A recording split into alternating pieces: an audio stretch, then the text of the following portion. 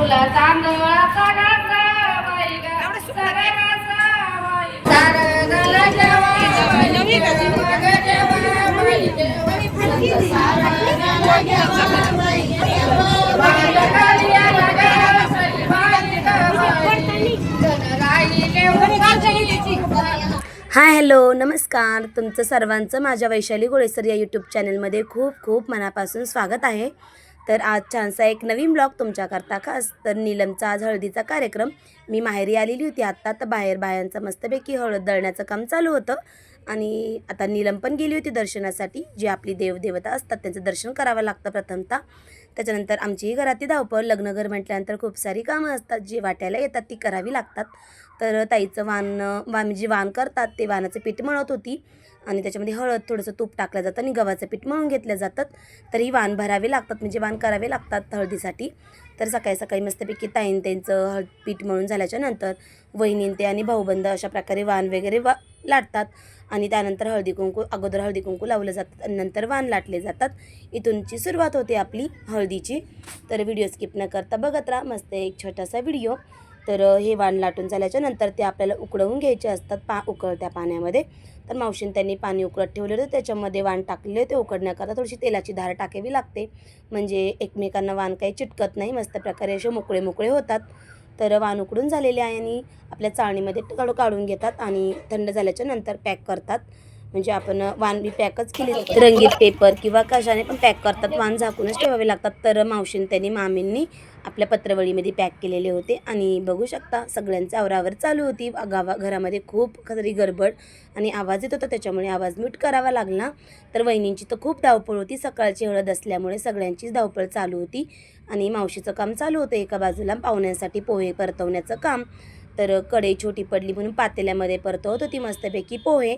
बाहेर पाहुणे हे चालूच होती. जेवढे पाहुणे आले तेवढ्यांसाठी नाश्ता बनवायचं काम चालू होतं. तर त्यानंतर बाकीचं आता आम्हालाही आवरायचं काम म्हणजे भरपूर आवरायचं होतं. घरातलं आवरून झाल्याच्या नंतर लॉन्सवरही जायचं. घरची हळद फोडून झाल्याच्या नंतर लॉन्सवर जायचं होतं. तोपर्यंत घरामध्ये जेवढे काही पाहुणे आले ते हळूहळू थोडे करून प्रत्येकाला पोहे वाटपचं काम चालू होतं. त्यानंतर ज्यांच्या नावाची मेढ असते, वडिलांच्या नावाची मेढ होती, तर असं बाहेर असं मेढ रचल्या जाते म्हणजे रोवल्या जाते आणि तिथून पुढं आमचं शुभ कार्य व्यवस्थित घडू दे त्याच्यामुळे ते मेढची पूजा केली जाते. तर मम्मी आणि माझे वडील दोघे जणांची पूजा चालू होती. तर दुसऱ्या बाजूला जी आपण हळद दळणार होतो त्या जात्याचंही पूजन केलं जातं. तर एवढा काही टाईम भेटला नाही आम्हाला डेकोरेशन करण्यासाठी सकाळची हळद असल्यामुळं. त्यानंतर बघू शकता नानी म्हणजे काकून त्या सर्वजण हळद दळण्याचं काम चालू होतं. जी जाड हळद होती ती खलबत्त्यामध्ये घालून घेतात आणि हळद दळण्याच्या नंतर चाळणीच्या साह्याने बारीक अशी चाळून घेतात आणि त्यानंतर पाणी टाकून ती तशीच ताटामध्ये टाकून घेतात केल्या जाते.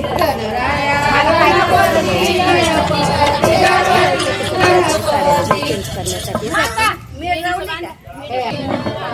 गणपती गणपती गणपती गणपती शारदा उभी होती गवल्याचा मात ग सईबाई ग बाई शारदा उभी होती गवती उभी शारदा उभी होती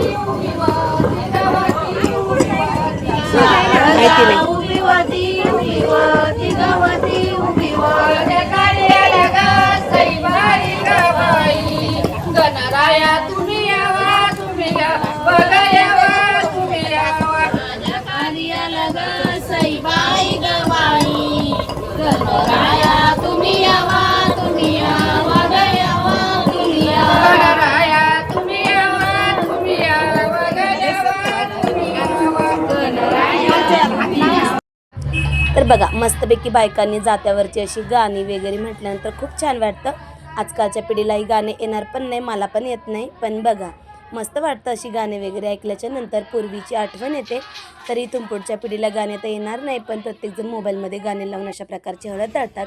तर गावाकडची अशा पद्धतीने मस्तपैकी अशी हळद दळल्या जाते आणि पूर्वी परंपरागत अशी गाणी व्यवस्थित ऐकल्याच्या नंतर आपल्याला ही परंपरा आपली जोपासली जावी, इथून पुढच्या पिढीलाही गाणी यावी. तर ह्या मागचा एक उद्देश. तर चला, मलाही काही गाणे येत नाही पण छान वाटतं असं. तर बघू शकता मस्तपैकी जात्यावरची गाणी अशा प्रकारची हळद दळून घेतली जाते. तर मस्त आणि एकदम भारी वाटतं. तर बघा अशी गावाकडच्या पद्धतीने मस्त अशी हळद दळल्या जाते आणि एकदम मस्त अशी हळद वाटते. आता सगळं काही आवरून सावरून आता लॉन्सवर जातील सगळेजणं. आज चंपाषष्ठी असल्यामुळे घरापुढे आज खंडेरायाचा रथही आलेला होता. पण माझी एक चुलत भाऊजाई होती घरातली, ती डिलिव्हरी झाली असल्यामुळे मम्मी त्यांनी काही रथ ओवाळला नाही, वडिलांनी नारळ वगैरे फोडलं. सगळ्यांनी लांबूनच दर्शन घेतलं. तर आज चंपाषष्ठी मस्त असा भारी दिवस त्याला. तर आमचं काही सगळ्यांचं भाऊजाईचं त्यांचं आवरायचं काम चालू होतं. आम्ही घरच्या घरीच म्हणजे वहिनी मेकअप वगैरे करतात, त्याच्यामुळे आम्ही घरी साधा सिंपल मेकअप केलेला होता. खूप सारी सकाळची धावपळ झाली. पण चला आता व्हिडिओ स्किप न करता मस्तपैकी तुम्ही सगळा बघितलेला आहे. तर पुढचाही ब्लॉग तुम्हाला मी हळदीच्या म्हणजे लॉन्सवरचा सगळा दाखवणार आहे नेक्स्ट ब्लॉगमध्ये. तर चला भेटूया अशाच एका छान एका नवीन ब्लॉगमध्ये. तर माझ्या चॅनलला सबस्क्राईब करा म्हणजे तुम्हाला पुढचे व्हिडिओ बघायला भेटतील. तोपर्यंत बाय बाय.